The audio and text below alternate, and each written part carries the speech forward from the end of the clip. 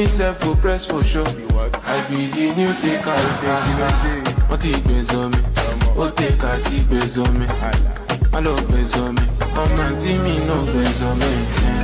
Hey Jago, husband me Jago. I fashion Jago. Figo Makishi Waso. Hey Jago, me neon Jago. Should they be your pass? Jago Makishi Waso.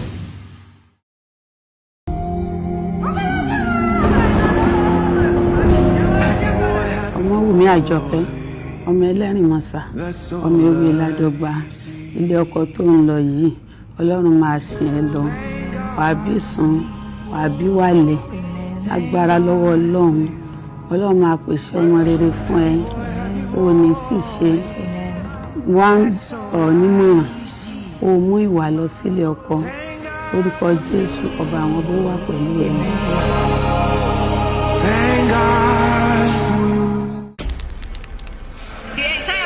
Of our family are bringing you warm greetings in the name of the Almighty God.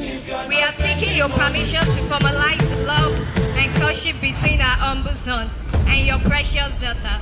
We are satisfied that the affection between them is deep and genuine. We pray that love, peace, mutual understanding, long life and prosperity will attain the proposed unions. We therefore seek the consent of your illustrious family to give the hand of your daughter in marriage to us.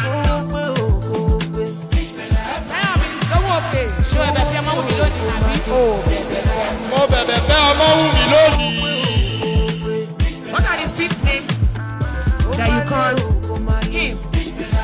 Starts with, I call him my baby. I call him my love.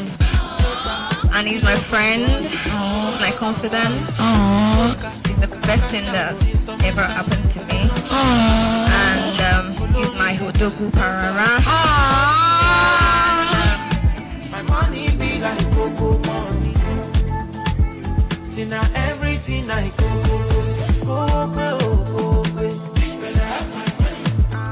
Thank you, Daddy. Thank you, Mommy, for giving me your beautiful daughter to marry. And I promise you, we're gonna multiply.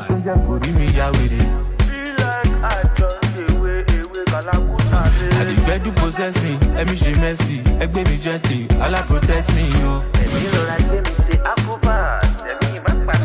Yeah, if you do your no cacao, cause it pantao, tatatao, use your mind over my cow, I give them different pattern, this is Latin.